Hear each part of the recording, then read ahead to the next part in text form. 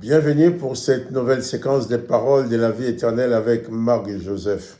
Nous sommes aujourd'hui le 22 octobre. 22 octobre 2023, encore un jour de grâce que nous allons vivre avec Jésus-Christ. Parce que Jésus-Christ a dit, je suis avec vous tous les jours jusqu'à la fin du monde.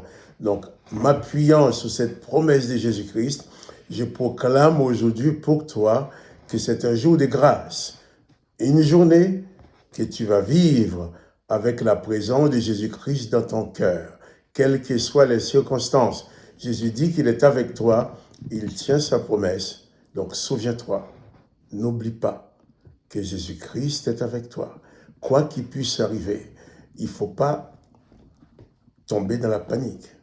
Il ne faut pas tomber dans la déprime. Il ne faut pas oublier que le Seigneur Jésus qui est avec toi, lui-même a proclamé que tout pouvoir lui a été donné dans les cieux et sur la terre. Donc rien ne peut te vaincre si Jésus-Christ est avec toi. Jésus-Christ est celui seul qui te donne la victoire même sur la mort. Face à la mort, ben, tout le monde dit, eh bien, tout le monde doit y passer. Il n'y a pas de solution. Mais Jésus-Christ est la solution, puisqu'il dit que celui qui croit en lui vivra même s'il meurt. Celui qui croit en moi vivra même s'il meurt, dit Jésus. Et Jésus-Christ seul dit, eh bien, tu vas mourir, mais moi je te ressusciterai. Car dans l'Ancien Testament, il est écrit, l'Éternel avait dit, l'Éternel des armées avait dit, que l'homme, il avait dit, voici l'homme est devenu comme l'un d'entre nous pour la connaissance du bien et du mal, alors empêchons-les de vivre éternellement. Empêchons à l'homme de manger de l'arbre de vie et de vivre éternellement. Jésus-Christ arrive et nous dit le contraire. Là où l'Éternel a dit, empêchons-les de vivre éternellement, Jésus-Christ dit, celui qui croit en moi vivra éternellement. Et dans Genèse chapitre 6, l'Éternel a dit, lorsqu'il était face à sa déception par rapport à sa création, les textes dit que l'Éternel s'est repenti d'avoir fait l'homme. Il ne s'est pas repenti de ce que l'homme est devenu, mais il s'est repenti d'avoir fait l'homme tel qu'il est, Alors, l'Éternel, les textes ont dit, Genèse chapitre 6, l'Éternel étant affligé dans son cœur, dit, j'ai détruit l'homme que j'ai créé. Et Jésus-Christ arrive et dit, je le ressusciterai. Voilà, Jésus-Christ est celui qui te donne la victoire sur l'impossible. Jésus-Christ est celui qui te donne la victoire, même sur les condamnations qui ont été prononcées contre toi, avant même que tu sois né. Parce que tous, avant même d'arriver au monde, nous étions déjà condamnés à mourir, avant même de naître. Nous étions déjà condamnés à être exclus de la vie éternelle. Mais Jésus-Christ dit, celui qui croit en lui vivra éternellement. Donc, Jésus-Christ est celui qui n'a pas pour objectif de te punir, de te maltraiter, de te torturer ou de te tuer à cause de tes péchés. Jésus-Christ fait grâce. Jésus-Christ avec toi, donc la grâce est dans ta vie. Alors, ce jour avec Jésus-Christ est un jour de grâce, un jour de victoire, un jour de bénédiction. Même si les circonstances veulent te prouver le contraire, toi, tu dois rester bien accroché à ta foi, droit, debout, dans la foi, en disant non, même si les circonstances paraissent mauvaises, Jésus-Christ est avec moi, je crois à ma victoire. Il faut marcher dans la foi en prenant pleine conscience que Jésus-Christ est avec toi tous les jours jusqu'à la fin du monde. Et en disant cela, je ne connais pas de quoi sera faite ta journée. Je ne connais pas les moments difficiles que peut-être que tu vas rencontrer. Je ne connais pas les oppositions que tu vas rencontrer. Mais j'ai la certitude que Jésus-Christ est avec toi. Et si Jésus-Christ est avec toi, il est ta délivrance et il sera toujours ta délivrance. Donc, il ne faut pas baisser les bras. Il ne faut pas être plongé dans la panique. Donc, pas de panique.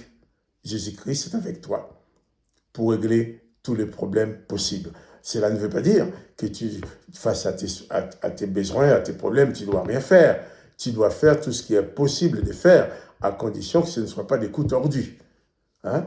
Tu dois faire tout ce qui est possible de faire dans l'honnêteté. Il faut faire pour t'en sortir.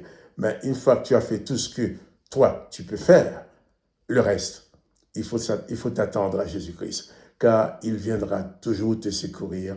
Il ne peut en aucun cas t'abandonner, parce qu'il l'a promis.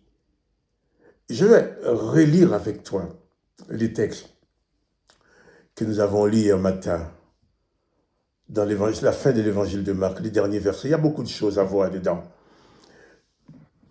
Marc, chapitre 16, verset 19. Les textes nous disent: le Seigneur, après leur avoir parlé, fit enlever au ciel et il est assis à la droite de Dieu le Père. Le Seigneur Jésus, après leur avoir parlé, fit enlever au ciel et il est assis à la droite de Dieu. Voilà, Jésus-Christ est positionné à la droite de Dieu. Jésus-Christ est positionné à la droite de son Père. Et c'est pour ça qu'il te dit, toutes tes prières, tu peux les adresser en son nom au Père. Et le Père l'exaucera. Jésus-Christ est là pour veiller sur l'exaucement de tes prières. Et ensuite, le verset 20. Les disciples s'en allèrent prêcher partout. Les disciples s'en allèrent prêcher partout. Ces mêmes disciples qui étaient cachés lorsque Jésus était sur la croix. Beaucoup d'entre eux étaient cachés. Même après la résurrection, ils avaient peur de sortir. Jésus-Christ a dit, entrez dans la chambre, les portes fermées, parce que ces disciples avaient peur qu'on vienne les arrêter et puis leur faire subir les mêmes sorts que Jésus-Christ. Mais là, on dit, Jésus-Christ s'étant enlevé au ciel et s'étant assis à la droite de Dieu le Père, et les disciples alors, au lieu de rester dans la peur, ils disent, le maître n'est plus là maintenant, qu'est-ce qu'on va devenir? Mais non. Il nous dit qu'ils sont allés prêcher partout la bonne nouvelle. Mais il faut dire, avant d'aller prêcher, ils ont vécu l'expérience de la Pentecôte dans la chambre haute, lorsque le Saint-Esprit est descendu sur eux. Et là, ils ont vu l'accomplissement de ce que Jésus a dit, celui qui croit en lui parlerait des nouvelles langues. Au point que Jésus avait dit, voici les miracles qui accompagneront ceux qui auront cru. Ils parleront de nouvelles langues. Et bien là, ils ont vécu ce premier miracle dans la chambre haute. Lorsque le Saint-Esprit est venu sur eux, ils se sont mis à parler en langue, des langues qu'ils n'avaient pas apprises. Et que les gens qui étaient là, originaires de leur pays, d'autres pays, ont entendu parler dans leur propre langue. Donc, ce premier miracle s'est accompli.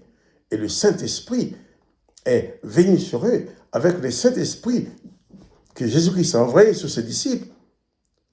Eh bien, ces hommes qui avaient peur étaient libérés de la peur. Voilà.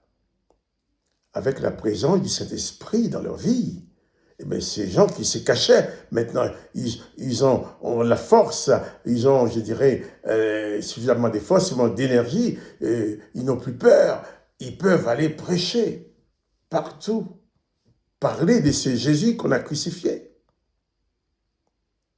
Donc, toi aussi, Jésus-Christ est mort pour toi, il est ressuscité pour toi, il est monté assis à la droite de Dieu le Père pour toi. Et là, il s'occupe de toi là où il est. Jésus-Christ a envoyé aussi son Saint-Esprit sur toi. Lors de ton baptême, par exemple. Lorsque Jésus a été baptisé, la voix du Père se fait entendre. Celui-ci est mon Fils bien-aimé en qui j'ai mis toute mon affection. Lorsque toi, tu as été baptisé, c'est pareil. Les gens n'ont peut-être pas entendu. Mais dans le monde spirituel, les jours de ton baptême, la voix de Jésus-Christ, la voix du Père se fait entendre. Celui-ci ou celle-ci est mon fils, est ma fille bien-aimée, en qui je mets toute mon affection. Et les jours du baptême de Jésus, les gens ont vu le Saint-Esprit descendre sur lui comme une colombe. On ne l'a pas vu pour toi, mais le Saint-Esprit du Père est venu aussi habiter en toi. Et peut-être, après, tu as pu expérimenter aussi les baptêmes du Saint-Esprit dans une autre dimension qui te permet aussi de parler en langue, de pouvoir prier en langue. Alors, tu as sur toi le même esprit qui était sur les disciples. Tu as avec toi le même Seigneur Jésus-Christ qui était avec les disciples. Tu as avec toi la même puissance qui était sur les disciples de Jésus-Christ. Donc toi aussi, arrête d'avoir peur, arrête de paniquer, arrête de trembler devant les gens lorsqu'il faut ouvrir la bouche pour parler de Jésus. Arrête de te laisser vaincre par une sorte de timidité qui te fait fermer la bouche pour t'empêcher de témoigner, de parler de Jésus-Christ. Donc pas de panique, n'aie pas peur. Jésus-Christ est avec toi. C'est même Jésus qui était avec les premiers disciples, c'est le même qui est avec toi. La même puissance qui était sur les premiers disciples, c'est la même puissance qui est sur toi. Parce que tu as Jésus-Christ avec toi. Pas de panique, n'aie pas peur. Jésus-Christ est avec toi tous les jours jusqu'à la fin du monde. Chaque jour pour toi, c'est un jour de grâce. Un jour que tu vis dans la grâce de Dieu, dans la grâce du Père, dans le nom de Jésus-Christ. Un jour aussi que tu dois utiliser pour partager cette grâce avec les autres, pour leur parler de Jésus. Alors, je vais revenir demain matin sur ces sujets. Il y a encore plein de choses à dire là-dessus. Mais en attendant, que le nom du Seigneur Jésus soit béni dans ta vie. Que toi aussi, tu sois béni. Quant à moi, Marc-Joseph, je te dis, eh bien, pas de panique, pas de déprime. Jésus-Christ est avec toi tous les jours jusqu'à la fin du monde. Et si tu aimes cette vidéo, n'oublie pas de cliquer sur j'aime pour qu'elle soit proposée à d'autres personnes qui ne nous connaissent pas. À demain pour une nouvelle séquence de paroles de la vie éternelle.